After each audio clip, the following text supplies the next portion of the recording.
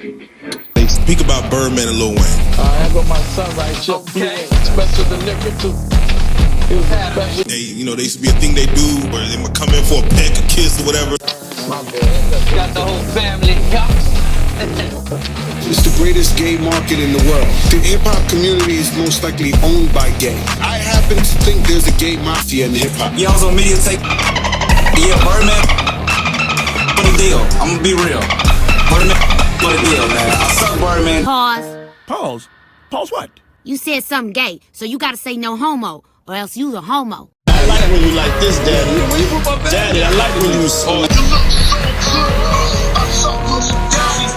And my Draco might be gay. Why? Cause he pro niggas.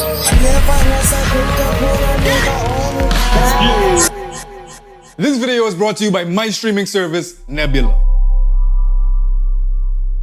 I die every night when I ruminate on what I've done. Think of a 13-year-old Ashy Bahamian boy. And when I say Ashy, I mean both my knees look like they've been in attendance of Ash Wednesday every day for the last 13 years. And 13 is an odd age. Not only literally, it's 13, but because it was when my family's hugs turned into handshakes. The words of affirmation turned into bugles of duty from my daddy. And when my cute chubby charm morphed into an awkward liability. As an only child, my deepest desire was someone, anyone, to navigate this mutual misunderstanding of everything. To give me the wrong answers as to why my nuts smell like dandelion. Or, more importantly, why after I dream about Miss Johnson in 6th grade math class, do I wake up with a damp spot on my blanket and a simper of satisfaction? I didn't have the language to advertise what I was looking for, but I'm glad they found me. That was until this happened. Have you ever noticed this scar on my arm?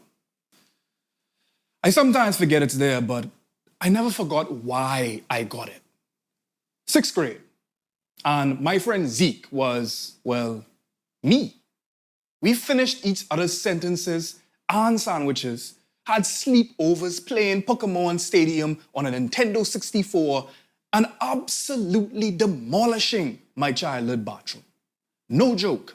Poop behind the toilet seat, splatter all on the wall, looking like a scene from Dexter. And I did wonder if my cork was cork-eyed sometimes, because I could never aim straight into the toilet bowl. Anyway, this tangent is why I am positive that I have ADHD.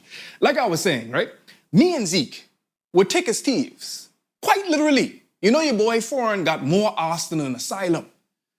But we would soon become enemies, despite sharing so much of our miserable tween years together.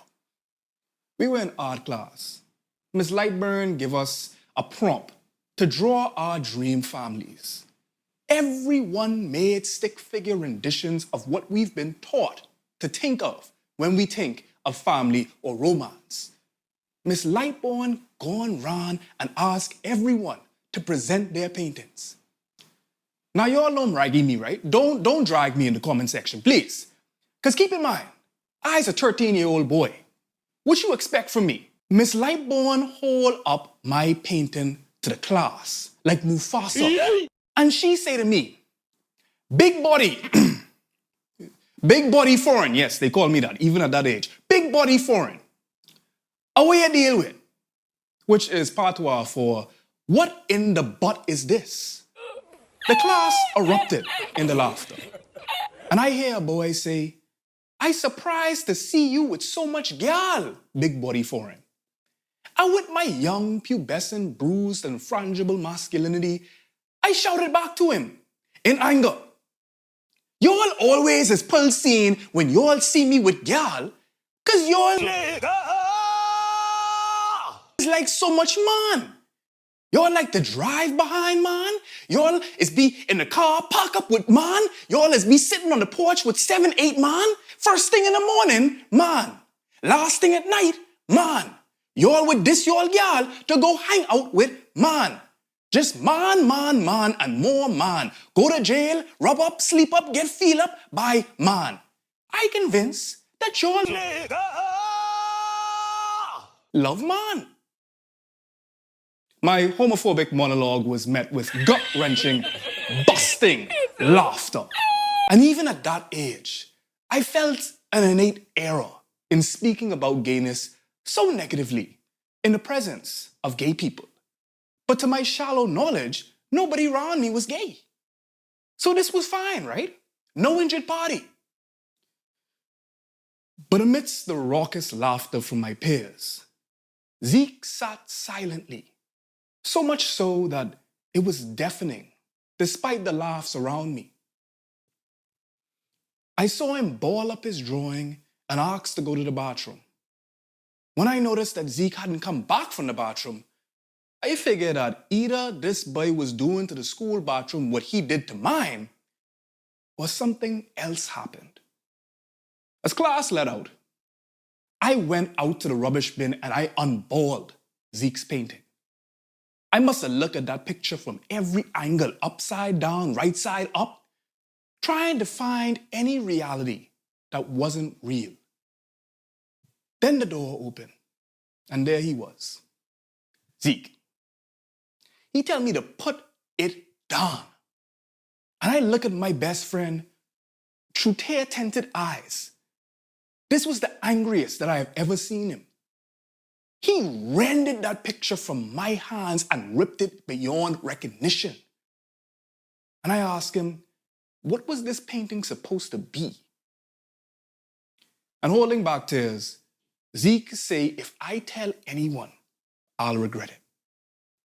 I was confused. This was my best friend threatening me over something we had no words to describe. I asked Zeke, who was in this picture? Was it a bald woman or something? Because this stick figure looked like a man. Zeke tell me shut up as he ran to the art station. I ran behind him. And before I could even ask him if it was a man in the picture, Zeke lunged around and all I felt was this burning sensation on my hand. Horror was all over Zeke's face as I stretch out my arm and see hot glue sinking into my skin.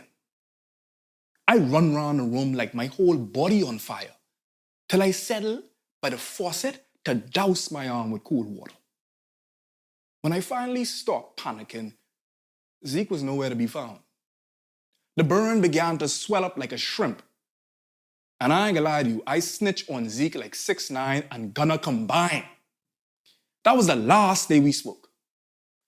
I felt an anguish, a deep darkness that I wouldn't know again until my first breakup. I was mourning the death of a friendship. More than that, I never said this out loud, but I loved Zeke. I didn't know how to articulate that in a healthy way, but I felt shame for feeling this bad over a friend, especially a male friend, because we've been taught and we've been socialized to scorn male affection, and that extends beyond homosexuality. Just look at how men are hardwired to feel disgust and shame in situations such as these.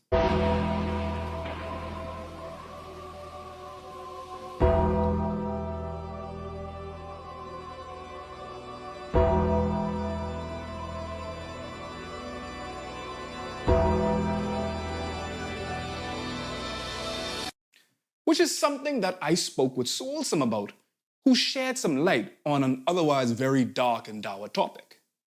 It breaks my heart.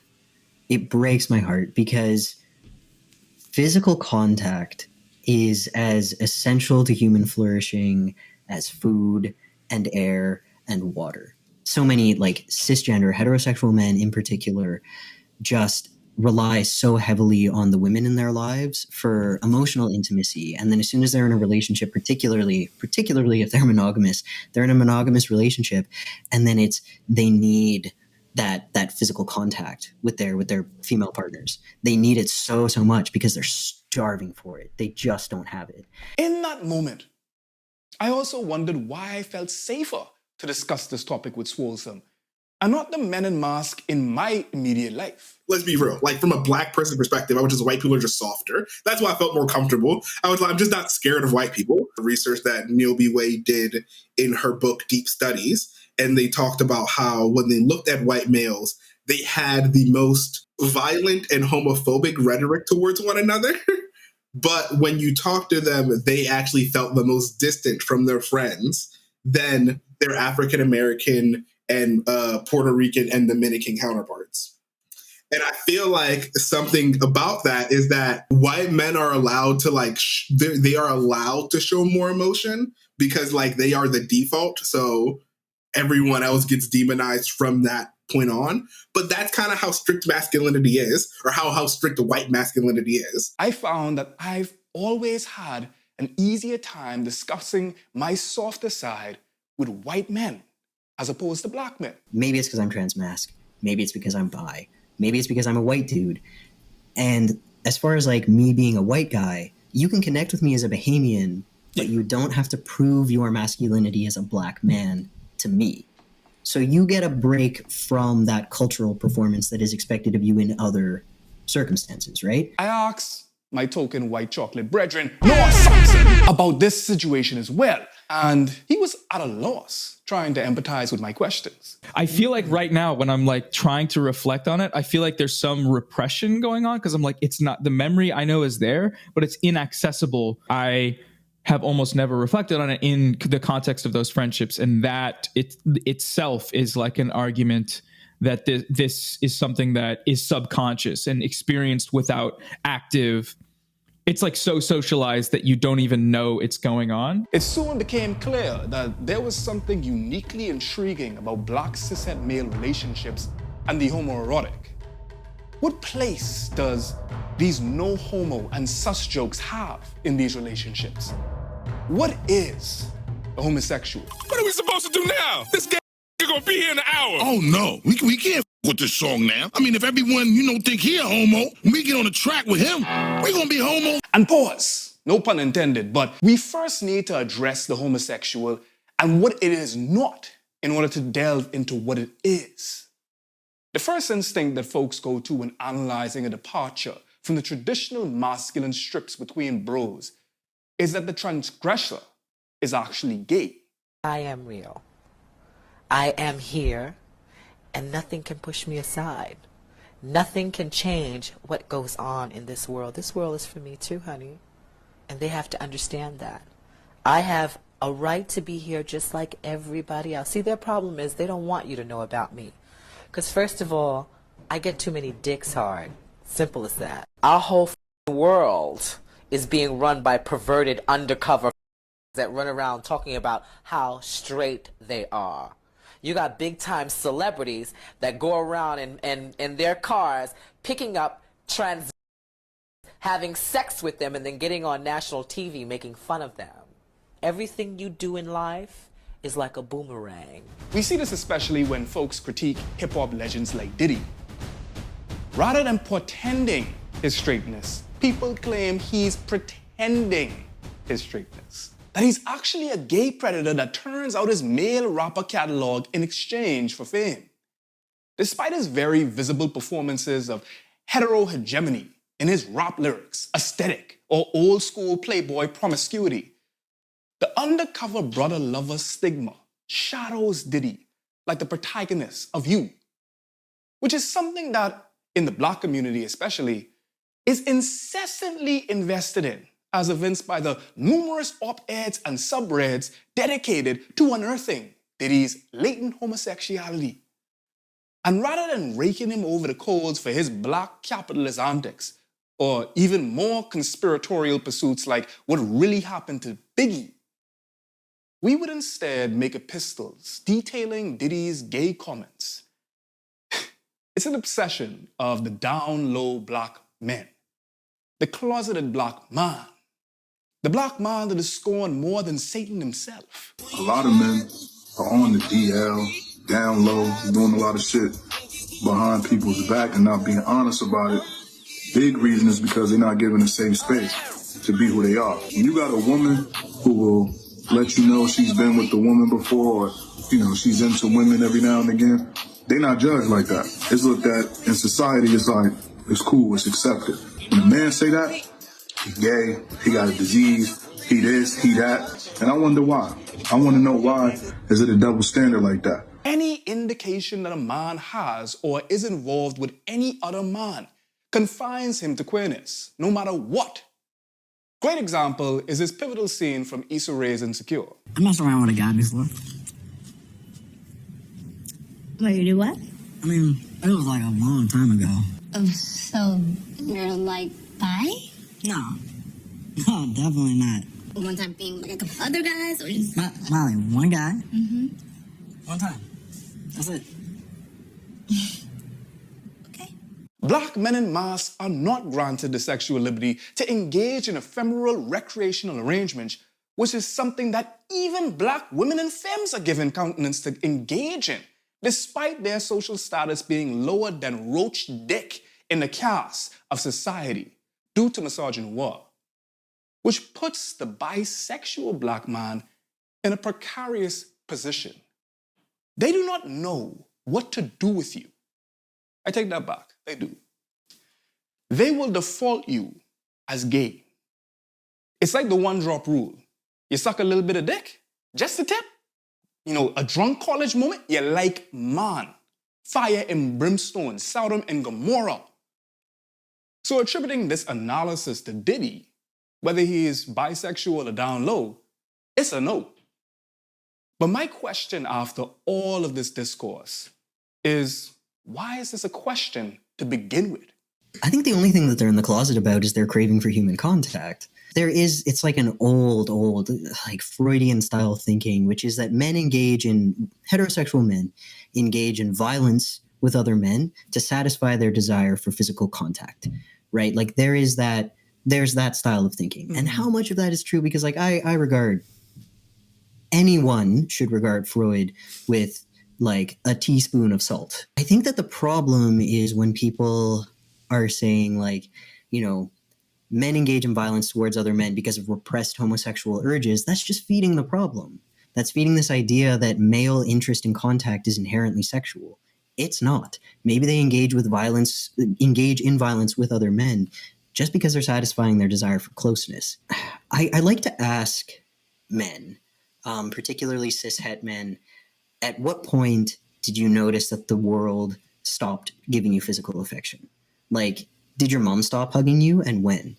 Did men in your family ever hug you, and when did it switch from hugs to handshakes when you saw them at family parties? Like, when did that happen? How old were you?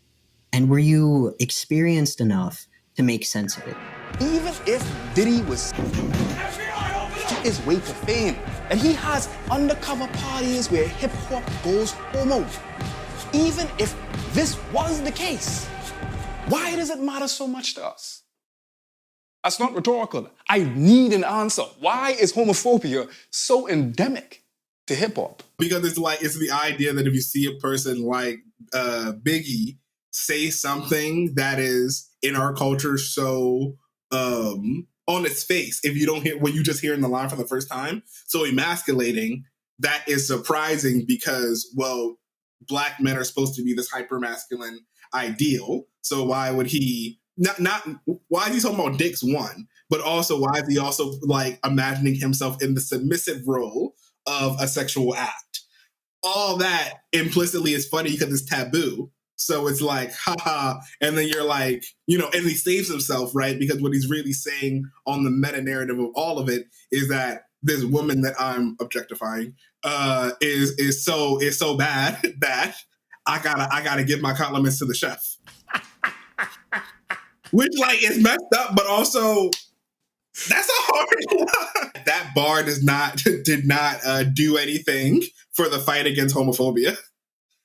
It did nothing for gay rights, right? You know, like in a different whitewashed tale, it's like Christopher Smalls rapped this line, and all of a sudden niggas were like, you know what? Maybe I can't suck a little dick if like my girl is bad enough. The bar itself reinforces like that cultural stigma because you know it's going to provoke a response because Biggie is is portraying himself to be submissive when he's supposed to be dominant, and that's patriarchal. And the one thing we don't like is challenging the patriarchy. Nothing about rap needs to be homophobic. Like it literally is just it literally comes out of the need to speak from the voices of the oppressed. And ergo, given that hip-hop and blackness is inextricably linked, why is homophobia so inveterate to black culture? Now, of course, I'm skipping ahead a little bit, but I need to obligatorily mention that we did not come up with homophobia. We were endowed with homophobia. Among the many myths that have been created about Africa, the myth that homosexuality is un-African is one of the oldest and most persistent ones. Many of us have heard the claim that homosexuality is an imported Western evil or a white disease. So much so that of the 72 countries worldwide that criminalize homosexuality, 32 of them are in Africa. However, claiming that any one thing really is un-African completely reduces the whole continent to one homogeneous entity, and it's also not true. Homophobia, not homosexuality, is a vestige of colonial rule, and where people like to say that colonialists brought homosexuality to Africa, they actually imported the intolerance of it. Heck, they're the ones who introduced penal codes to outlaw and suppress queer identities on the continent, and then repackaged those laws as centuries-old traditional African customs. Keep in mind, a lot of what is known today about traditional African cultures was written by the same colonial system that seriously disrupted them. In fact, pre-colonization, life in African communities was just as fluid and gradually changing as it was in any other part of the world. African societies had much more relaxed attitudes towards sexual orientation and gender identity, and even in cases where such things were frowned upon, they didn't have systems of surveillance and regulation to outlaw same-sex relationships. Now that I have that out of the way, let's talk about it. Women have always lamented that the emotional constipation of men en masse and their inability to open up is a hindrance on the relationships. Hundreds of years of Eurocentric toxic masculinity and machismo has stunted the growth and the psychological framework of men en masse. I've been in those stints where I really haven't talked to anyone for a long period of time, even though I know I have people to reach out to. I mean, like I've been like, yeah, let's call on the phone, and then I just go AWOL for like a few months, and it's like not only is it a dick move, but it's like I know if I were to call, it would be sick, like for both parties involved. But there's just something about that like it's like the lone wolf mentality. Only in recent times has the analysis of men expanded to include how absolutely enamored many of them are with other men, and how men don't actually like women at all, but rather see them as sexual conquests and trophies for the approval of other men. Compulsory heterosexuality and like how the pursuit of girls, there's a dynamic of like homophobia that happens where someone's either trying to spit game or someone never spits game and never like hooks up or pursues girls, that it's like that is inherently sus, and that has like an element of emasculation, I guess. At the risk of sounding redundant, I want to be abundantly clear. Your average dude, especially black men, get women. And I put that in quotation mark. They get gals.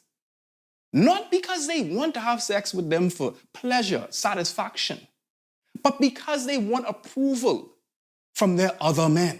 Depictions of male friendships and bonding in media, the unspoken codes and rituals of manhood portrayed by both those we know and by fictional characters, and their externalization all contribute to hegemonic masculinity by producing new, hard-to-follow expectations while reinforcing existing social norms. You may recall the phrase bromance, the skillful art of prioritizing your bro over hoes, even when it defies logic and gravity itself. It's the tendency to unquestioningly follow the bro code, to uplift and respect other men or masculine figures above women. TikTok creators have attempted to ironically use this term and its praxis as a means of engaging, farming with videos tagged homosexuals. I mean, just look at it. It pulls up more than 40 million results. Others have begun monetizing the trend with sweatshirts and crew necks with, "It's not gay, it's homosexual." But I quibble with that. I renounce the phrase homosexual being associated with this term, given that historical prominence of the word homie in history has particular connotations. Beyond it being bond to blackness itself, homie refers to a particular black man. He's from around your hometown.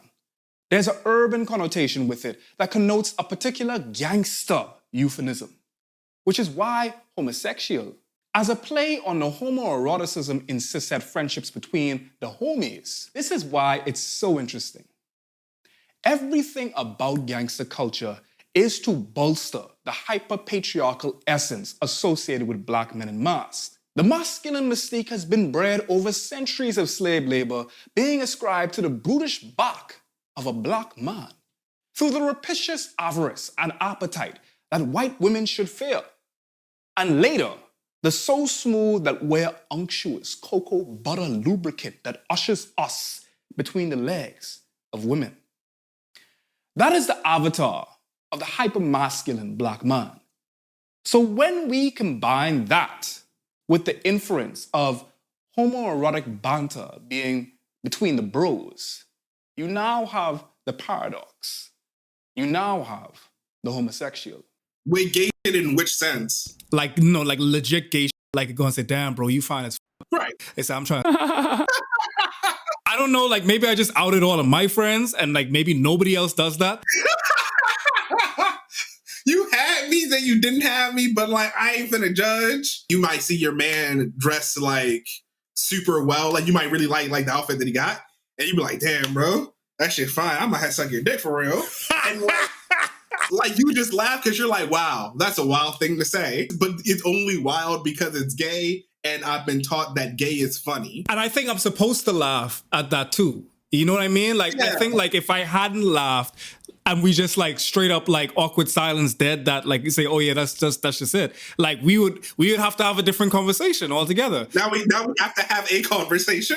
There's a lot of exploration that happens between boys in their gender expression. We joke around in the ways that we can because when we joke around, we can push boundaries and figure out like what we can and can't do or what it feels like to do other things, right? You can't really slap like your friend's butt in physics class, but you can like at basketball practice. So if you kind of want to do that because like for whatever reason you're like, man, that's an experience that I like to have, but I know I can't do that because like I'm gonna get roasted or like I'm gonna be emasculated and that's gonna be into my identity. Then I guess like fine, I'm gonna go hoop and like I might instigate more feelings of camaraderie through slapping a nigga ass every once in a while. Bromances, a blend of the word brother and romance. Bromances are formally defined, yes, seriously, formally defined by Merriam-Webster Dictionary as a close, non-sexual friendship between men. They're normally characterized in media between two male protagonists, like in the hit series How I Met Your Mother. But bromance also explores male social norms and mores, which is why the character Barney uses kindness and misogyny of women, using those very same dictions. Pop culture is both impacted by and impacts what we consider masculine, thereby creating a negative feedback loop. For example, the reinforcement of gender roles can be traced through the representation in popular film and television. And because of the waves of feminism and intersectionality, Western masculinity is experiencing yet another identity crisis. When people challenge the normative cis-hetero assumption, the patriarchal structures around us begin to shake in fear, quiver, which is why homosexuality is tied to the manosphere. Activism, feminism, the civil rights movement, all of these things pose a threat to the heterosexual assumptions of masculinity, with whiteness on the top. So homosexuality, which is, yes, focusing on bros and maintaining male relationships, also means that it makes men stick together to prevent power being removed from the growing social and cultural influence of women and people of color. Accusations of bromances and whatnot are tossed around like confetti. Those moments when a guy is called out for showing too much compassion or support of his guy friends as if it was some forbidden fruit. That's it. That's what makes a bromance different from a homosexual romance. Homosexual. Anyway, bromance in my mind is the white counterpart to homosexuality.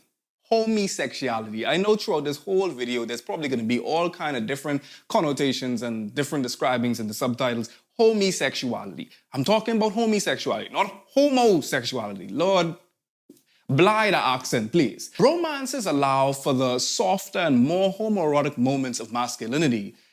But white men are so powerful in their branding that it does not ding their patriarchal credit score. A bromance still saves room for misogyny. They can be endearing with their bro in 1 second and then degrade these females in the next. It considers women as lesser beings, whilst also dictating that they should be close to men, never the other way around. And now, despite hip-hop evolving to discuss the socioeconomic challenges that Black people in particular face through rhymes and reason, it's unfortunately, rightfully, stereotyped and critiqued for its misogynistic views towards Black women and femmes as sexually deviant objects and trophies for the attention and praise of other Black men en masse. Ironically now, male bonding from homosexuals, even in the pursuit of sex with women, notes that homoeroticism in sex with women for the male gaze is essential to rap. Like what MC Ren says, 5 niggas in the bucket with the neighborhood hoe. And Snoop Dogg's iconic, it ain't no fun if the homies can't have none. Like, obviously there's an element of violence in like no homo, as in if someone's in the closet and you're doing that there's like violence done there. Obviously the butt of the joke being none of us are gay. So, because if we were, that'd be weird, right? Like, I'm gonna say some weird gay because we'll think it's funny because there's no possibility I would ever be gay because that would be bad. Now, I'm sure those who frequent social media have heard of the famous excerpt by Marilyn Frye's Politics of Reality, Essays in Feminist Theory. To say that straight men are heterosexual is to only say that they engage in sex, exclusively with the other sex, i.e. women. All or almost all of that which pertains to love, most straight men reserve exclusively for other men. The people whom they admire, respect, adore, revere, honor, whom they imitate, idolize, and form profound attachments to, whom they are willing to teach, and from whom they are willing to learn, and whose respect, admiration, recognition, honor, reverence, and love they desire, those are overwhelmingly other men. In their relations with women, what passes for respect is kindness, generosity, paternalism. What passes for honor is removal to the pedestal. From women, they want devotion, service, and sex. Heterosexual male culture is homoerotic. It is man-loving. Coincidentally though, while hip-hop is associated with negative displays of Black women, research concluded that men in rap desire love, affection, and sensitive displays, but only within the parameters of male dominance and heterosexuality. We've said this before, pop culture endlessly portrays Black masculine figures as having no concept of sensitivity or emotional regulation. Remember that feedback loop I mentioned? Well, research conducted by sociologist Christy Ford in 2011 noted that society's perception of Black men as thuggish, bolstered by music videos and songs consumed by Black boys and men, influenced them to display the characteristics consistent with their depictions. The historic obsession with maintaining an emotionally constipated state isn't doing any favors for heterosexual cis men. From cradle to coffin, men and masks are taught that displays of emotion are signs of weakness. And nearly every member of society, from their parents to their guardians, to their peers and teachers, play a part in their discouragement. It's very difficult to talk about this because, yet again, I want to be clear, this is a safe space especially for dark-skinned Black femmes and Black women. However, at some point we really got to go and have a meeting about how Black mothers especially, contribute to grooming black men en masse to perform the very constipated masculinity that they claim to hate. How are y'all protecting and defending queer black men, but then y'all be the ones that give birth to the men that kill trans women? Y'all literally create the homophobic and biphobic people in our community because you raised them. Now, refusal to address one's emotions leads to a host of consequences. The S word, I think we all know what that is, isolation, aggressive, and the perpetuation of toxic masculinity. And it's time to unclog the emotional pipes. Sociologist Robert A. Lewis noted that the majority of men's stolid disposition results from the absence of emotional intimacy from male figures and traditional gender roles, such as avoidance of sensitivity and vulnerability. And these conventions then make achieving intimacy with women more difficult. This doesn't mean that black men and Marx don't develop alternative means of expressing themselves and their masculinity, as Clive Franklin offered the hypothesis that black men developed themselves and altered their personality based upon interactions with three groups: the primary group, their peers, and mainstream society. Participants of a qualitative study comparing masculinity and the risk of HIV in black men between the ages of 19 and 51 expressed the belief that black men should always have sex with multiple women. Convictions nearly identical to a 2011 study of black men on a college campus, where their expressions of masculinity were associated with engaging in sexist and constrained relationships with women, or pursuit of relationships with numerous women, as well as emotionless impassivity. So how can we deprogram toxic masculinity and navigate the treacherous path of emotional intimacy?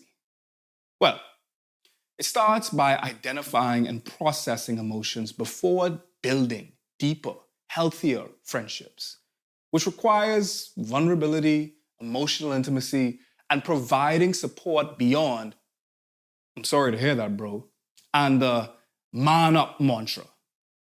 Society makes this hard, but it's not impossible. It means that we need to cultivate an atmosphere of vulnerability with our boys and show them what it means to be a man. It's time to break free from the chains of toxic masculinity and embrace the homosexual. Let's listen to the women and femmes around us, challenge our problematic behaviors, and open ourselves and our minds to the possibility of transforming ourselves into the men we were denied to become as boys. And with that note, I want to get real with you real quick. Last month, I received death threats, pictures of my family members attached to emails with things that I personally would be demonetized for repeating on this platform, and attacks on my colleagues, of whom I love. So without going into specifics, I do not blame these malefactors. I blame the institutions that they are agents of. White supremacy is so pernicious that it can adorn the aesthetic of your friends and comrades. It can say all the buzzwords that make you feel safe, but the thin veneer is gossamer and thread-like. And speaking of threads, that's what my next video is about, and you can watch it on Nebula first. Nebula is the home for talented creators like Jesse Gender and Innuendo Studios, the latter of which made the seminal guide to the alt-right playbook, which is especially pithy given the tactics employed against your boy last week. Anyway, I digress. And during so much turbulence, Nebula gave me, a black creator fighting for the most marginalized, the support that I needed when stuff got tough, which is exactly what many corporations claim they're down for, but when it's time to put your money where your mouth is, they really ain't. The smartest service in streaming is simply a front for the kindest cabal of creators that truly care about the principles we uphold. And with my link, you get a discount of 40% off of an annual plan, whilst gaining access to bonus cuts and exclusives from creators you already love, so that we can continue to bring you content that breaches the boundaries we have on YouTube. For example, I wanted to tell more stories like the one I told at the beginning of this video, but YouTube and the audience retention be dropping lower than an sauce. Which is why I made a whole class on Nebula that exposes my secret to storytelling, told with my storytelling. Every lesson is a story about arguably the darkest time in my life and how storytelling got me through it. I really want you to see it. And you can now with my link. I don't know what you're still doing here, actually. You should have been on my landing page. See you on Nebula. You are now watching the Nebula Cut.